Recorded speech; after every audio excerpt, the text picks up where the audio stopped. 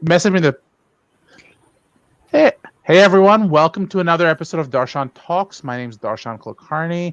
As you might know, I am an attorney. I'm a pharmacist, um, and apparently I have things going on in my own ear. I'm also we're doing a unique sort of different episode this time. We have with us, and I'm used to saying a guest, but technically she's the host because she's going to be asking questions. We have Priyanka Kalra, and Priyanka is actually a interview. She does the interviews for super lawyers in India, and she has her own podcast, and she talks about mental health, which is I think super cool. But I'm kind of excited to switch seats. She's going to ask me a bunch of questions, a little bit more about my journey. So for those people who are curious about how I'm doing what I'm doing, today's conversation will be about that. It's going to be a different feel. It's going to be a different set of questions. So feel free to jump in, ask questions as well. But Priyanka, off to you. Hi everyone, and thank you so much, Darshan, for inviting me. I could have never imagined that I would go live from the legal from Darshan Talks. Yeah, but life has its own plans, and I'll just a bit about myself. I'm a law student from India, and like Darshan, I started out with something else, but I'm doing something else. So I study law, but I'm very much interested in marketing, storytelling, and mental health, as Darshan put it very well. So today we will figure out a lot of new things about Darshan. He's talks so much about the things that he's interested in, but very few people know about his personal life and how he looks at the world. So yeah, Darshan, today is all about you. Which is a very uncomfortable position for me because I like understanding more about where people come from. I already have so many questions for you because I didn't realize that you actually came from a different world, and you have an interest in marketing like I do. You have an interest in sort of podcasting as we've discussed. But I'll let you have the floor. I'll let you sort of ask me anything you want, and we'll kind of go from there. Yeah. So starting from which I personally didn't know and which I think found out from Darshan's Instagram bio that he is a sixth generation pharmacist. And for those who know him, like he's a lawyer as well, and he definitely writes spectacular articles. If you have stalked his LinkedIn, you would know that there are multiple publications that he just proudly humble brags about. And definitely this podcast, how has this crazy journey been for you? Please tell us everything that you can just to catch up to the speed of what you are today. So I'm still struggling with the term humble brags, but let's discuss a little bit about my journey. So I started as well. I started by going to pharmacy school. I actually lived in India for the first half of my life. I lived in Bombay. As you and I discussed offline, I then how should I put this? So I went to what's called junior college. So I went to St. Xavier's University for my 11th and 12th grade for my HSC, and did my ICSC from Greene. I like to say, for people who don't know what that is, and for people who are from Bombay or from India, Karan Johar was 3 years ahead of me or 4 years ahead of me. So something like that. I think he was in my brother's class, but that's the school I went to. I then came to the US. Another person a couple of people who are famous from my school, Amira Shah, who does Metropolis. So she was next to me. She was in my class. Rangita Nandi, who Pritish Nandi's daughter. So she was in my class, and there are several other famous people, but so that's the class I came from, and then I came to the US. I went to community college, in and I apologize for my international viewers because I might land up A, switching accents, B, speaking in terms that people will understand if you're from the Indian subcontinent. But essentially, when you are in India, the goal is to, as they put it, ratto everything, which really means you have to memorize as much as you absolutely can. And that creates a very, very stable base. So when I came to the US, what I ended up doing was, um, I came when I was 18, and as part of that, I had to take a lot of classes over again. I didn't know what I could or couldn't do. So usually you take 2 years of classes in community college, and then you go on to regular college. So I didn't know that what's appropriate, what's not. So I ended up taking 60 credits in 1 year, which is the equivalent of two years of classes. So I did 2 years in 1 year and graduated from community college quickly. Um, I then applied simultaneously to go to pharmacy school and business school, but I thought that might be a little bit too much. So instead, what I ended up doing was I went to pharmacy school alone. While I was doing pharmacy school, I simultaneously had 14 simultaneous jobs, if I remember correctly, which was fun. So I did everything from working as a technician in a Rite Aid to creating the website for the social sciences department for my university, to running the local domain for for the university system, for the dorm that I lived in, et cetera, et cetera, et cetera. I can't remember the other jobs. And oh, I used to work as a computer guy as well. I remember that. So I did a few different things there. Then I went to, I finished so I did pharmacy school. I got my first doctorate at 22. So I had my PharmD at 22. Then I went back, got my JD at 25. And then I went back and after my JD, after I got my Juris Doctorate, I went back and got a master's in quality assurance regulatory affairs, and also simultaneously, I started clerking for a federal court judge, the Honorable Clifford Scott Greene in the Eastern District of Pennsylvania, and an absolutely wonderful judge. I learned so much from him. I then I realized that I have a creative side and a sort of business side. And what made me, at that point, I landed up starting different types of podcasting. And I've been podcasting ever since. So while simultaneously working as a pharmacist, working as a lawyer, um, and doing FDA regulatory law for the most part, but I also was corporate counsel for a pharmaceutical company out of Edison, New Jersey. I was also uh, I'm trying to remember the different jobs, and basically I landed up I landed up writing a couple of books. I landed up teaching at the University of the Sciences, where I taught health law, basically taught bioethics, taught drug advertising, taught regulatory documents. I taught for U Sciences. I taught for the University of Colorado. I've taught for Drexel, Drexel Engineering School. I'll be teaching in Drexel Law pretty soon.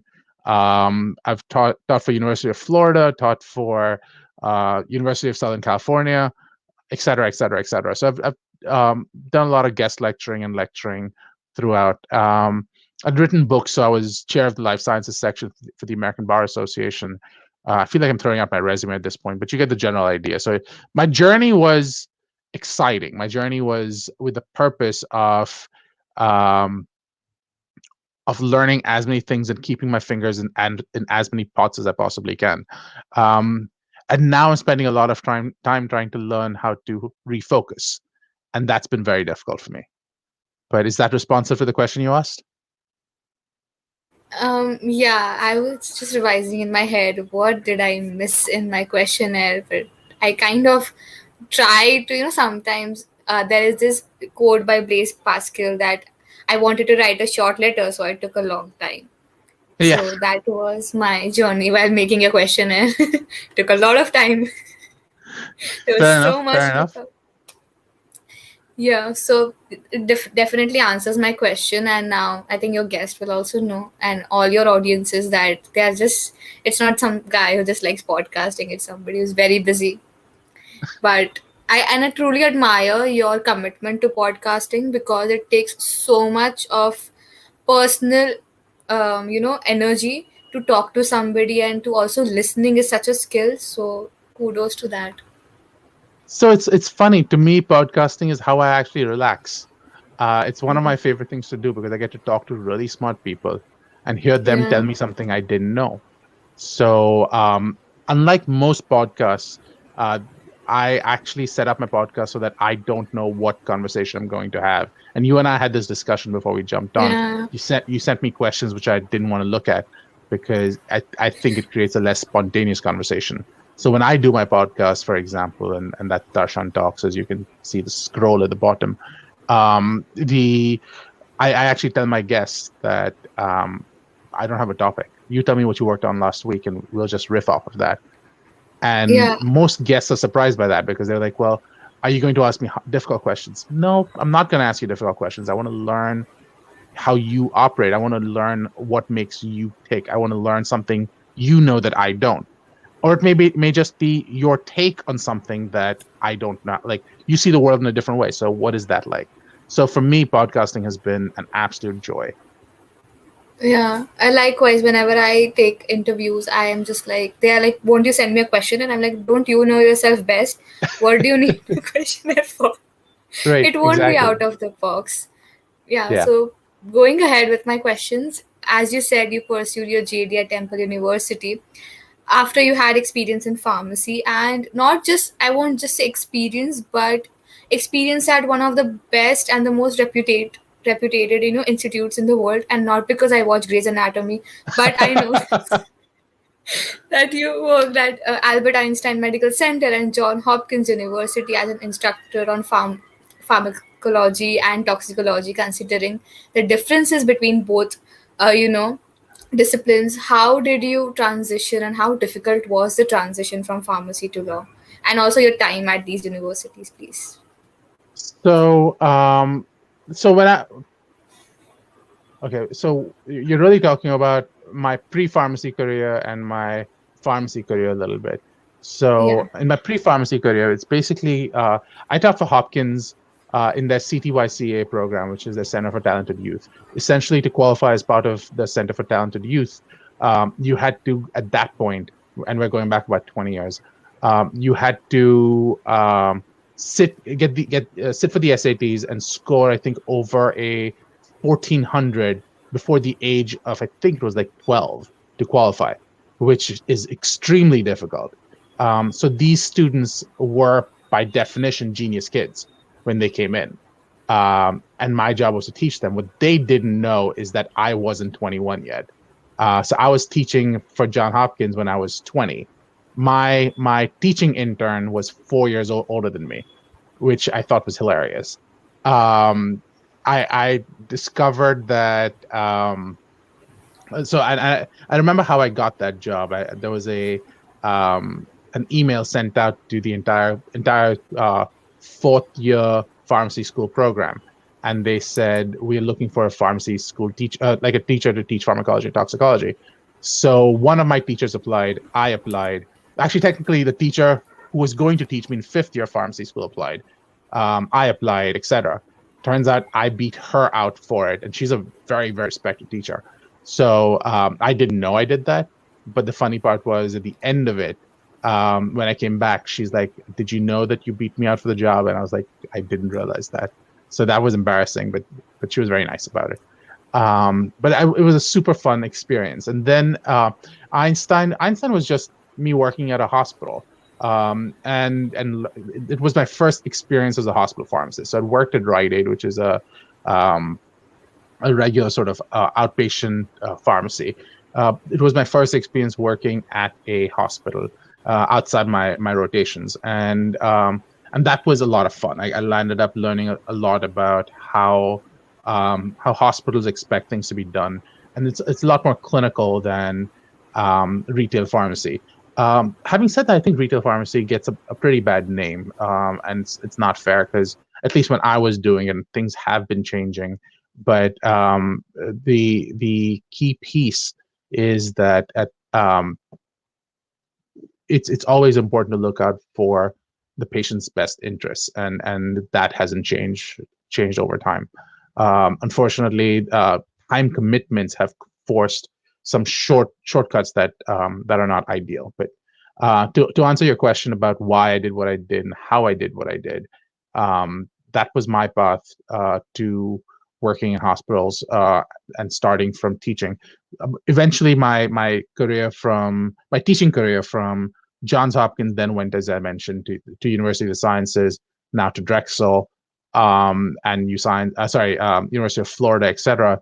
On the other hand, my clinical career, I spent over 10 years working at Thomas Jefferson University Hospital. I spent some I worked in most pharmacy settings outside maybe nuclear pharmacy. So I've and long-term care and compounding pharmacies, et cetera, et cetera, et cetera. So I have a significant amount of experience there. Is that responsive? I don't know if I answered the question. Yeah, but how did you transition to law? To law, okay. So in my case, what it came down to is that I think all businesses, doesn't matter what business it is, runs off of three major legs: the technical aspects of the business, the legal aspects of the business, and the business aspects of the business. I'm as you pointed out, I'm a sixth generation pharmacist. So I knew that I'm going to work in the pharmaceutical industry. It's something that I've been passionate about: saving people's lives, helping and being a small part of making someone's health better is important to me. So I knew that I had to get my technical down with my PharmD, which is a clinical doctorate, get my legal down with my JD. As you know, in India, I had to take accounting for my HSC and for my ICSC. So I was learning final accounting. I was learning ledgers and journals and balance sheets and all that good stuff. So I had a decent background in business. And then I also went back and got a master's in quality assurance regulatory affairs, so that no one can ever come to me and go, you don't understand this part of the business.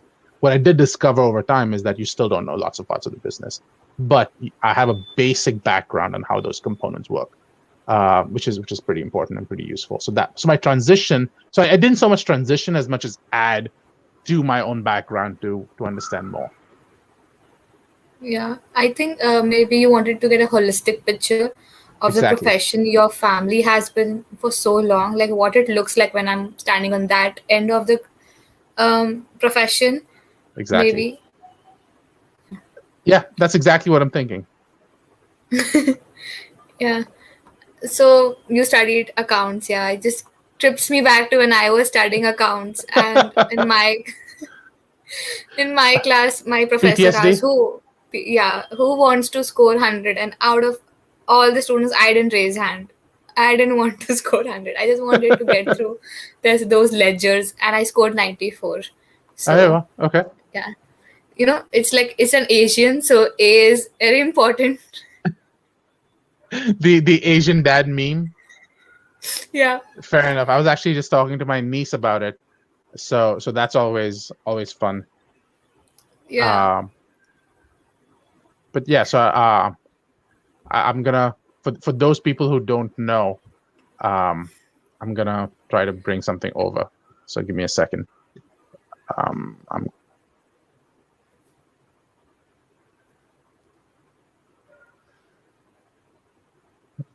interesting. It's just not sort of prompting me. That's fine. I was gonna bring up the Asian dad meme, but it didn't work as expected. So next time. Yeah, you all can Google it, it's everywhere. Yeah, exactly. So what's your next question? As you said, you worked as a clerk to the Honorable Clifford Scott Greene, who was one of the most well-regarded judges in Eastern Pennsylvania. Mhm. How was your experience there, and what did you learn, and what did you take away from that experience? So my judge was incredibly smart. My judge taught me so much. What I learned from him was the value of patience, the value of knowing what you're asking for. So some of the questions he asked me were so simple, so basic, and it really got to the crux of the matter. So especially when you're younger, when I was young, I found myself trying to know a lot of different things, and he's like, first figure out what question you're trying to answer. And then you can figure out what the answer is supposed to be. And you would think that that's obvious, but I was surprised how little I thought about the question. I was so busy trying to show off how much I knew that I was less busy trying to answer the question someone was actually asking, which reminds me a lot of this interview. I'm worried that I'm giving you far more information than you're actually asking me, but hopefully I'm giving you information that's relevant. And by the way, that's the Asian dad meme. Yeah. So if you're watching this and you have a favorite Asian dad meme, let me know. One of my favorite ones is this: when you're 5 years old. When I was your age, I was 6. So I love these. These are so silly, but it's great. My favorite So one is, sorry to interrupt. no, Yeah, please. there is this year. I think America, and similar countries have this yearbook that students Yeah, fill in, and yeah. there was an Asian kid saying, "My dad said we are not Asians, we are not Besians." Exactly, exactly. But I think that there's a lot of pushback on that sort of thought process, that it creates its own type of expectations, which are not that great. It's So not healthy. something to consider. Exactly. Yeah. Okay. So your next question. Yeah. Your firm, Kulkarni Law Firm, focuses on helping U.S. Food and Drug Administration's regulated companies successfully promote their products, from clinical trials, advertising, and marketing to drug dispensing.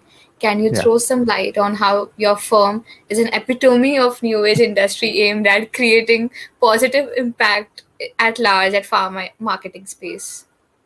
So I'm not sure I can speak towards like epitome of whatever, but I can happily answer what I try to do to make things work. So in my opinion, like I said, I'm a 6th-generation pharmacist. I believe that in the end, everything I do should be helping the patient. In the end, that's all that matters. The rest of it is unnecessary. If it's not helping the patients, we haven't achieved anything. So if that's true, the big question we have to answer, the big question we have to figure out is, how do we get there? So in my case, it's often the FDA is in the position of saying, here are the rules. We've weighed the risks and the benefits, and we think that this is the rule to follow. So my job is to make sure that we follow those rules. My goal is not to say, how do we best get things past the FDA? That's not the idea. The idea is, how do you make things so that the FDA goes, yes, you've met the spirit of the law, you've met the goals, and let's make sure that we help patients. So the short version would be, I try to look at things from a patient-centric viewpoint, and unfortunately that's a moving target, because sometimes patient-centric would imply uh, that there's a fixed target. And there was a conversation that I was listening to today from Russell Brand, and he's talking about how the pharmaceutical industry is biased, and I think that is, I think the pharmaceutical industry deserves a lot of the insults that it gets, but it also deserves a lot of praise that it doesn't get, and I think that balance is what's important. If you're in the business of saving lives, it's important to consider the efforts you're making to save those lives. It's not as simple, it's not as easy, but that's our eventual goal. So short version of the answer to the question you're asking is, I try to teach companies through compliance, through regulatory strategies, to meet FDA expectations, so that patient goals can be met. Um, so the next question was about the state bar associations, but then let us just cut to the chase and ask, what are the other methods of uh, promoting public health in America or around the world that you think can be done by these pharmaceutical industries? So I think in And the this is end, not legal advice. Yeah.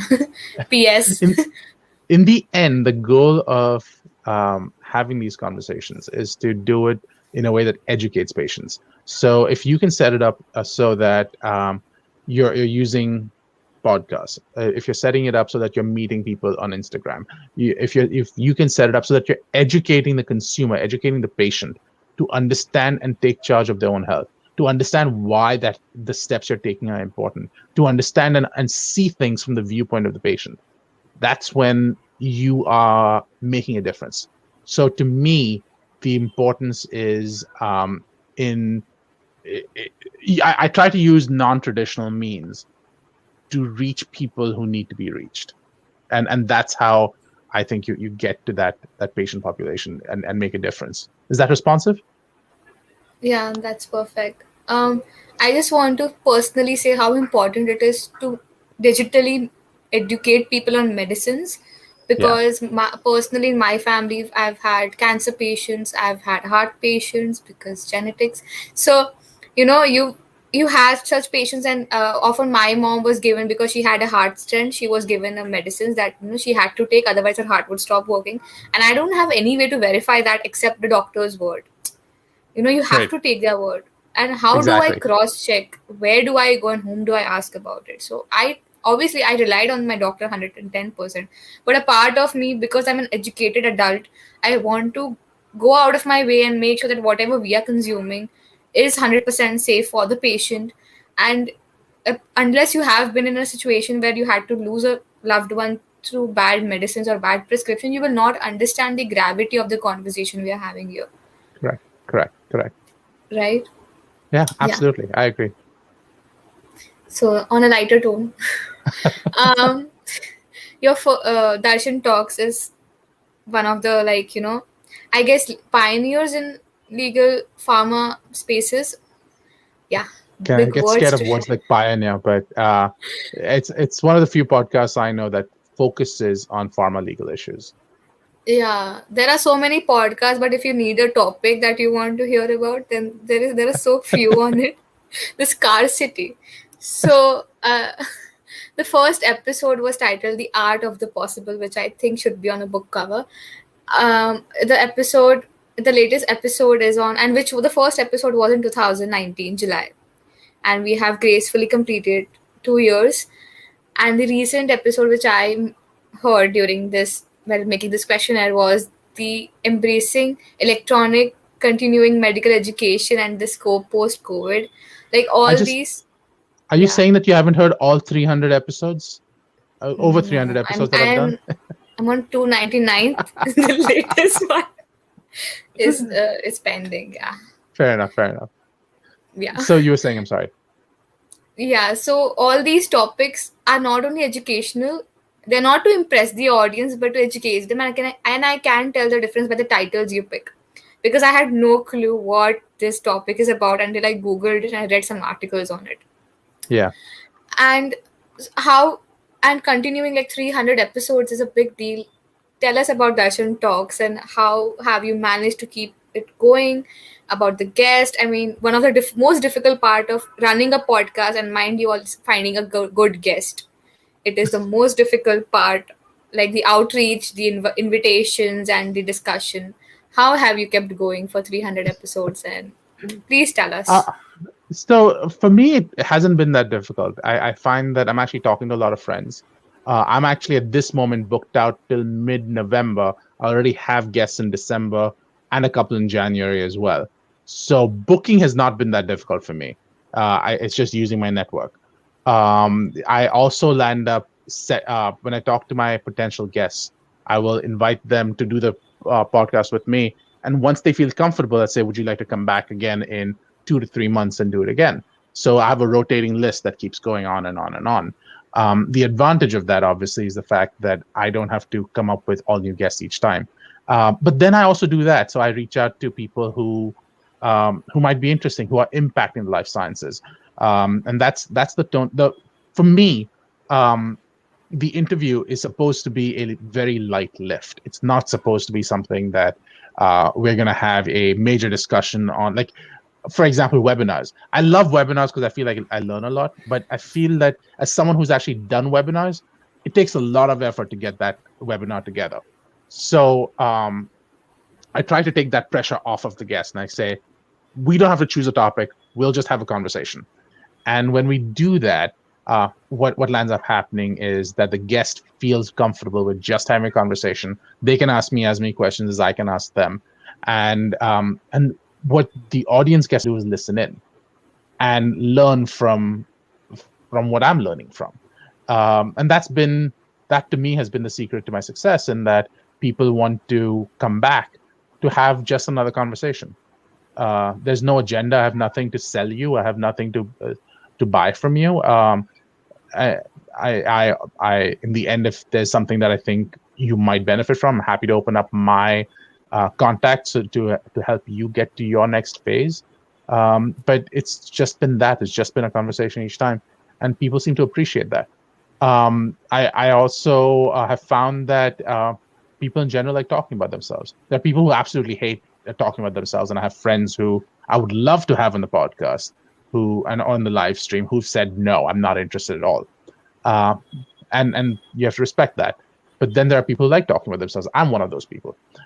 So I'm always excited to go onto podcasts, to talk on live streams. I'm always excited to be part of someone else's success. There is something so magical about conversations. Like, I think Nasha is the right word. If Yes.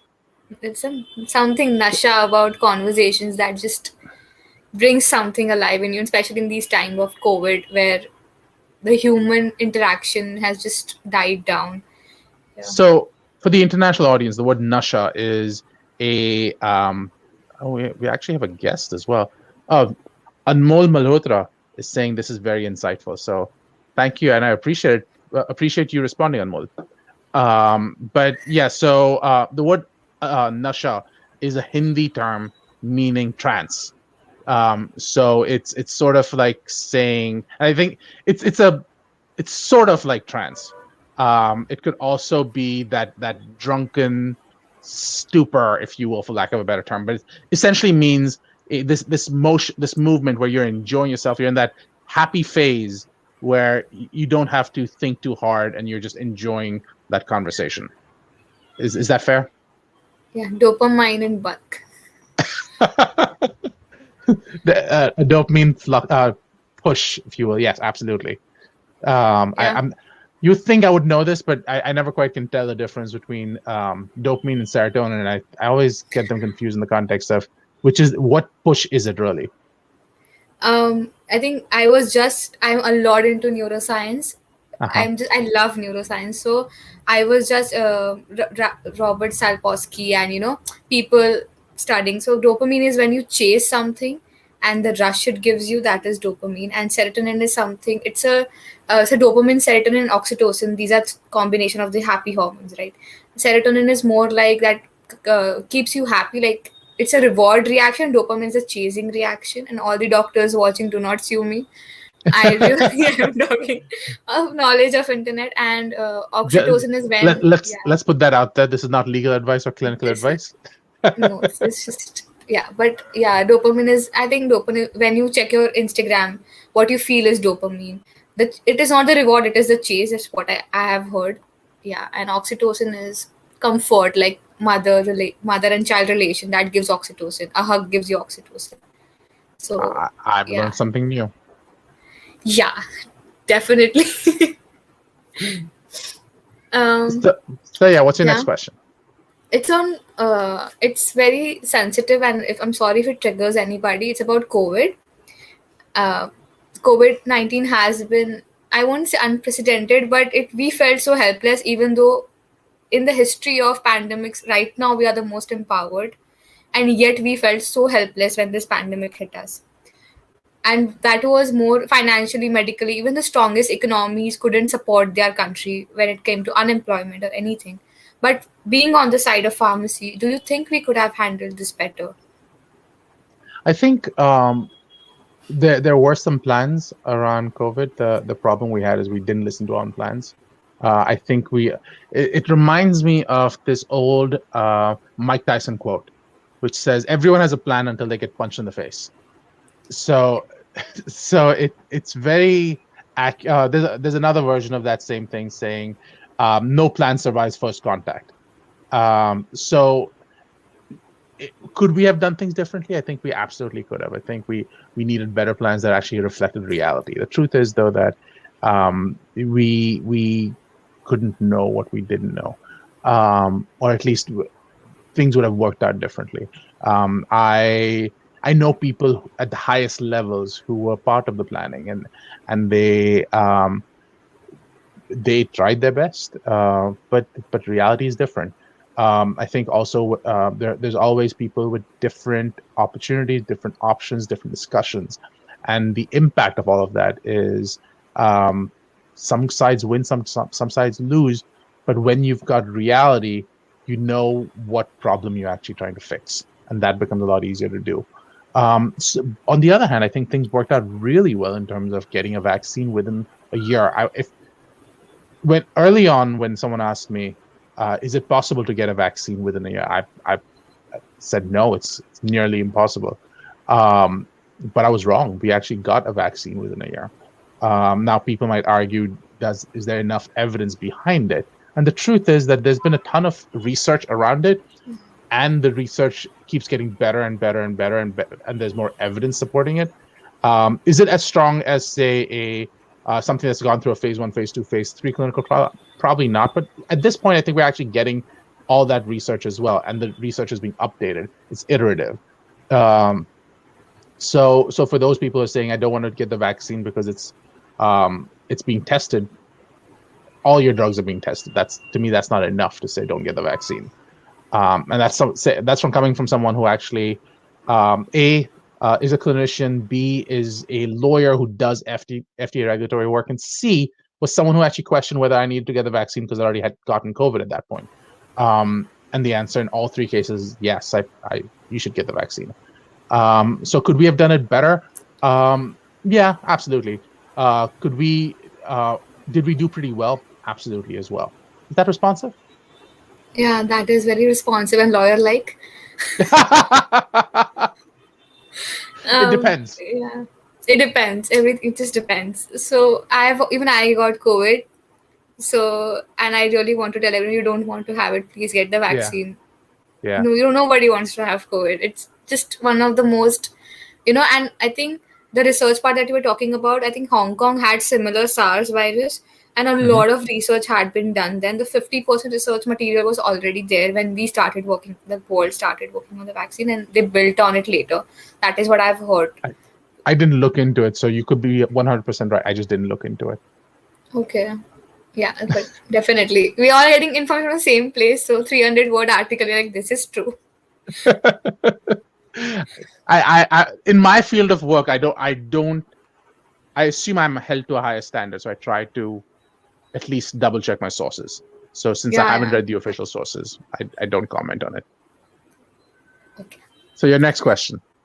Yeah, so coming to the part where you love writing and you have thoroughly advocated, and I couldn't access most of your research papers because they were paid. So please write more for open websites. So you are advocating mixing medicine with technology, whether it's AI or telemedicine, and also advocating cannabis from an expert's point of view, spreading awareness about it. What are the trends that you see shifting in the pharma industry in the US and around the globe in coming years? So I think that a couple of different things are going to happen. I think the move towards digital will not stop. However, who does the digital moves will change.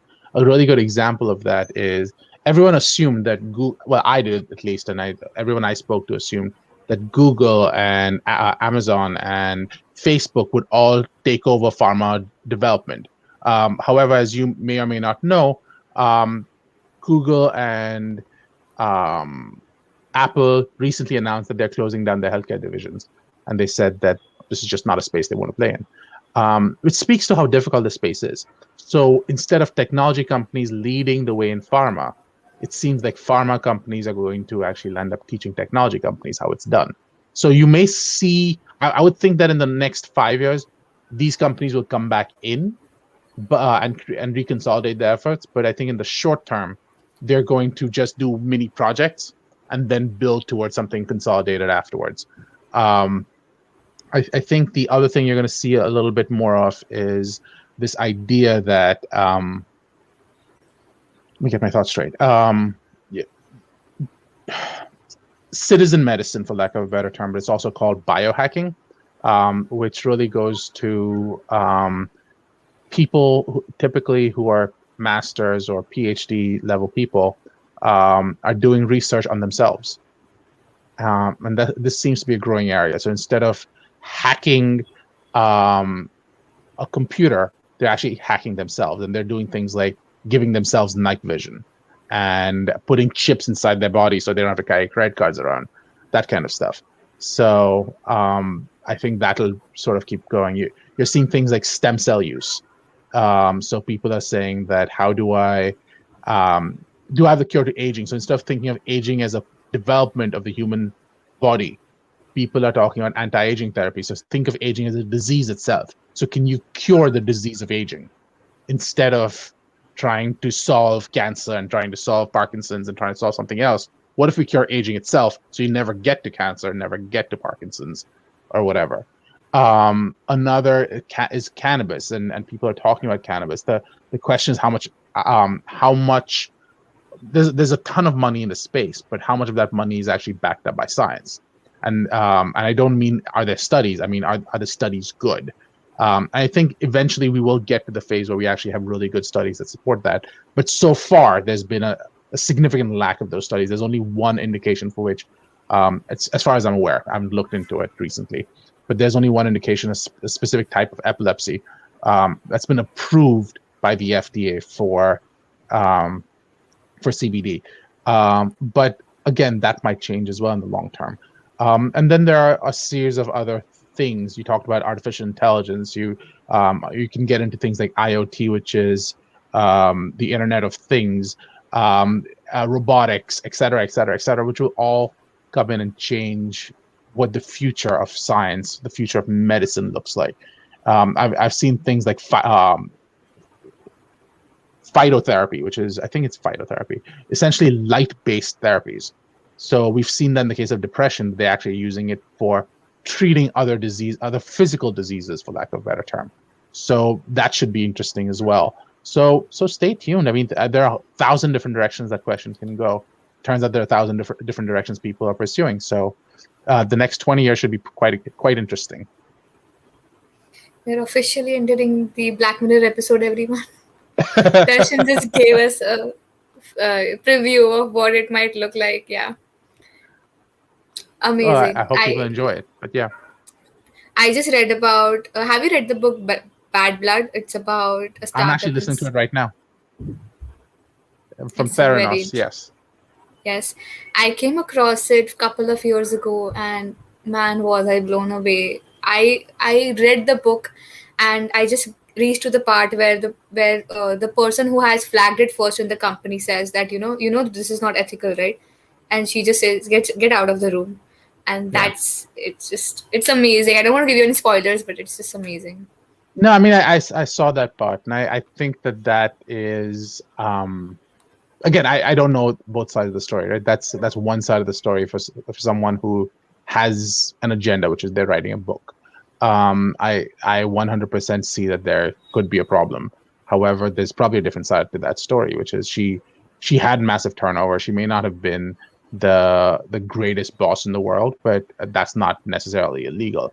The part that I have to question is she grew up around Stanford. She grew up around people who knew Steve Jobs, and she liked that part of the world. So did she, in her head, think that you need total loyalty, and if you're not for the cause, you're against the cause, and you're going to be fired? It's a different mindset, and you do see that mindset when you talk to people in technology. You want that. It's very similar in my opinion to the at least the mindset I've seen around people who are traders, who are, we're all in this together. We either the entire ship goes down or we all fly up. So if anyone is causing dissension, you can't be part of that group anymore. So is that the same mentality that caused that? Maybe. Or she was just evil. But I don't know without knowing more details. And I don't think a book is going to give me that answer. I never thought of it that way. That is so beautiful the way you put it across. It is so right. It is so clear. Somebody's painting someone's bad picture, and that's all we want to know because a Right. bias, and there are so many biases that are coming out. I'm so glad I asked you that question. I can't Sure. read, I have to read the book again now. I try to read things from, okay, this is one side of the story. There's 100% that could be valid. But one Hmm. of the things as you are discovering in law is there's your side, there's my side, and then there's the truth. Truth, And those are yeah. three different things. Yeah. So I don't know what side I'm reading. Yeah. I think now it is in the court of law and the trials have started in August only. Hmm. So let's see. Let's Next see. podcast will be about that, guys. There you go. Um, yeah. What would be your advice to anyone who wants to venture into educating world about medicine through digital content? Do it. That would be my advice. I think there are too many people who wait trying to come up with the perfect set of circumstances. Do it. You could be a writer, you could be a speaker, you could be a video producer, you could be a TikToker. All of those do it. The more important thing is double check your sources. You see far too many people who are giving financial advice, legal advice, clinical advice without knowing the knowledge. Until you know, and it's got to be based on more than reading a 300 word Medium article. Um, but read that, understand what larger context is, and once you get that together, absolutely educate people. Is self learning on medicine possible in the day and age we Absolutely. are in? 100% self-learning is possible. However, it is important to recognize that self-learning has to be done in a contextual way. Learning something and then feeding your own biases is the problem. The issue is not whether you can learn. The issue is what are you learning. Let's be clear. Even clinicians have biases. Everyone has a bias. Anyone. That's one of the first things they taught us in law school, and I'm sure they taught you in law school, which is um, anyone who tells you that they have no bias is wrong, because everyone has a bias. Your life sets you up to have a bias, and you learning from that brings more education, more you sort of saying, as long as you don't succumb to the biases, as long as you go, let me contextualize this with the other bits of information that I'm getting, that will help you fight against your biases, and then give you a better sense of education. I worry about people who only want one bit of the information because they want a safe space. I worry about one bit of information because they think that they can protect themselves. What you want is to understand the things that make you feel uncomfortable, because if you do, that is going to protect you in the longer run. Thank you for that. My next question is that in one of your interviews, you have mentioned that Google is one of your favorite companies because they desire to innovate and they let their employees innovate. Being an employer, how do you encourage innovation at your workspace with your colleagues and your employees? So I have all one of the ways I encourage innovation is that by pointing out that I don't think I have all the answers. So I think it's important to recognize that we've got Janan saying 100% everyone has a bias. Bias also isn't inherently bad. What do you all think? I 100% agree. I think bias is not bad. However, the key piece of that is recognizing that if you have a bias, you respond and recognize your bias. The issue is not recognizing your bias. So once you recognize it, I think you can either address it, ignore it, learn from it. But if you pretend that you don't have it, that's when you have a problem. Um, but I'm sorry. You had a question. I forgot the question again, Priyanka. The question on innovating and Oh, encouraging to so innovate. so I think the way to innovate, especially in this world, that we've switched now to remote work and the like, is by working with different people. So at this moment at least, I encourage people who work with me to work with other people, because I think the more you work with other people, you understand different styles, you understand different goals, you understand different methods, and that teaches you to be better, and that teaches you to be better for me. So that as long as you can give me the work you promised me, I'm not ever going to say no to you working with someone else, at least as it presently stands. I might eventually evolve, but that's where I am today. Wonderful. Okay, so I think we're at the last question, Okay. which really makes me sad because I really wish I had more questions. But yeah, you have ventured into so many areas. Like just talking, when I look at your life from as a perspective of somebody who's been stuck in our house for 2 years, it just seems impossible. But how did you manage to get all these things done without feeling like is this ever going like not seeing as a downgrade thing, like working at different places. You never said them as oh, I had to struggle so much. You always said it was such a fun experience for me that I got so much exposure. That shift of perspective when people have, especially when you're an immigrant to another country, and anywhere in the world, we all have to move on with our lives and we have to try things that we are new at. How would you advise people who want to venture into different areas but are scared? Like, I want to venture into, say, mental health counseling or different areas of life, but I am scared that I might lose who I am if I do that. How do you advise people to go for it? So the last person we had on was Janan, and Janan is a pharmacist, but she is what I refer to as a non-traditional pharmacist, in that she went through pharmacy school. She's a fully qualified pharmacist, but she is also a person who has been interviewed in multiple places. She is an incredible publisher. She's actually a career counselor, et cetera, et cetera, et cetera. And when I ask her a similar question, her answer is she looks for her Ikigai. Have you ever heard the term Ikigai? Yes, I have read the book on it. You've read the book on it. Okay. So what is Ikigai? Ikigai is a Japanese word for the term of purpose. Like, Yeah. find your purpose. Like, it just sets out of a village in Japan where people live more than 100 years, and they talk about like finding your Ikigai, and like just find what you are here for. Like, what do you like doing? Something like that. Exactly. So and in Janan's words, Ikigai. But yeah, the the point we're making is that once you know what your Ikigai is, once you know, for the French of you, people who are French, once you know what your raison d'être is, once you know what your purpose is, then it's easy to go, why are you having a good time doing this? Because I enjoy it. Every single thing I do it because it feeds what I enjoy. The problem I'm facing right now is, how do I refocus it so that there's a clearer perspective, a clearer purpose? But it starts from having a purpose. It starts from having your Ikigai. It starts from having a raison d'être. So that would be my advice, which is, if you want to do a whole bunch of things, have that change in perspective, find out what drives you, and that will hopefully get you over that hump. Is that responsive? Yeah. In Hindi, how would you put it? Like, if you had to find one word for Ikigai.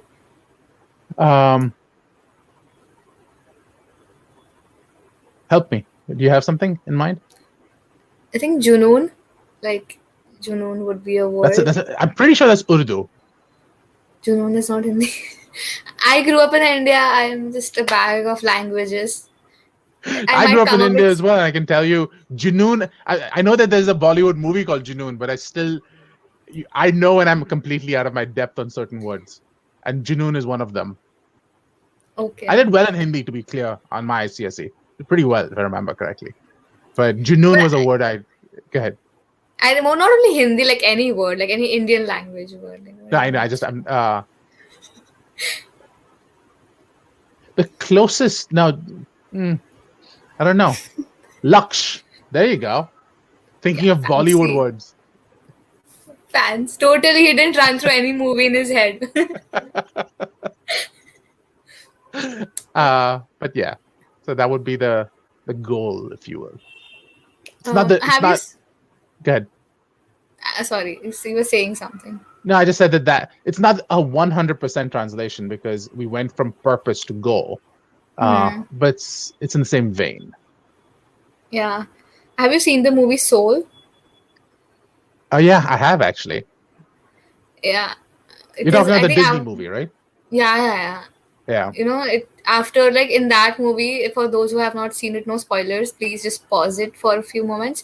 But then somebody, they just a cat, it takes the form of a human, and then they learn walking, and they're like, okay, what if I am made for walking, you know yeah, yeah, that movie just shifted, like, I think not doing but feeling something can also be a purpose, like the feeling of being happy or the joy yeah. of giving can be a purpose, and not just a Absolutely. goal, like, okay, I want to do earn so much money or work at Right. these many places. So Uh, maybe for people like me or others unambitious, this can be your excuse. I again, Janana and I have been talking, and one of the things she pointed out to me is um, finding your purpose, and we were exchanging links of which songs to go after, and one of the songs she sent to me today. Let me see if I can pull it up. Um, was hold on, what is it called again? Oh, come on. Who's Stopping You? Have you ever heard this song? Who's Stopping You from Semisonic? No, do share the That link, I will. I will. It's on Spotify, so whoever has to get paid will probably get paid on it. But this is the song, and I was going out to all the different sources, but that's a song that speaks to me. Who's stopping you? Go after whatever you want. You want to study about mental health? Go study about mental health. Why let the world tell you what you can do? Do what you want to do. Yeah. If you're talking about songs, then there's this song called "Yu Hi Chala Chal Rahi," from the Oh, I love Swadesh that movie. song. Yeah, it just stuck in my head. Like, it's just so trippy. Like, just keep walking. The world is so beautiful. Exactly, Yeah. exactly. I think there's a you're going after that one. There's another one from Rocket Singh where it says you. I'm forgetting the exact Hindi translation, but it's basically you are the caravan and you are the driver. So you decide which Mm. direction you want to go and pull yourself. Yeah, like similar in the movie Tamasha, where the Baba tells Ranveer Kapoor, like, why are you giving excuses? Who is there? Yeah, He always says the higher power is stopping me, but which higher power is? You're just making excuses for yourself. Yeah, exactly, we can exactly. just discussing Hindi movies will be just a different. It's a different podcast at that point. It's a different podcast. It's a Nasha altogether. It's very different focus from what I usually do. But any other questions, Priyanka? Not from me. I am just content and very happy. I was so nervous about this because anybody reading your resume would be so nervous talking to you. But You're you're you're such very a kind. warm person and such a kind person. And I was just telling my sister about you, like, I'm gonna interview this person. He has done so much, and I was just like, he's done so much. He has his own law firm in the US, and it's difficult for people to just find a job in the US, and he's employing people there. So just understand the importance he has in my head, and I was just practicing our question and everything. But it was just so easy to talk to. So thank you for I'm that. glad you had a good time because I did as well. Yeah, I definitely had a good time. Do you have any questions for me? Um, no, I have one question for you, which is how can people find you? Okay, on my LinkedIn, I just have like 7,000 followers on LinkedIn, so you can, yeah, Okay. just putting it out there. I believe it's called a humble brag, but yes. I'm not sure that was very humble, but yeah, it was just a brag at that point. But Yeah, so you learning look from for the best. Priyanka Cholera. Yeah, it's Cholera actually. It's Cholera, just, okay. yeah, I know the spelling, so it's just I've stopped correcting it since first grade, but time and again I just try to just slit it away. It's Fair okay. enough, Miss Cholera. Yeah. And how can people reach the company? Law Seco Super Lawyers, you can just email me Priyanka at the rate lawseco.in and Priyanka Cholera at the rate lawseco.in. I'll just write it in the chat. You can send it Absolutely. Yeah. across. Yep. Yeah. And thank you for teaching me about StreamYard. I googled so many videos. Oh, there are so many comments. I'm just seeing. Yeah. So thank you for that, So and that's thank you how for my people can reach. team. Yeah. Absolutely. Thank you for being part of this. I appreciate it. Yeah.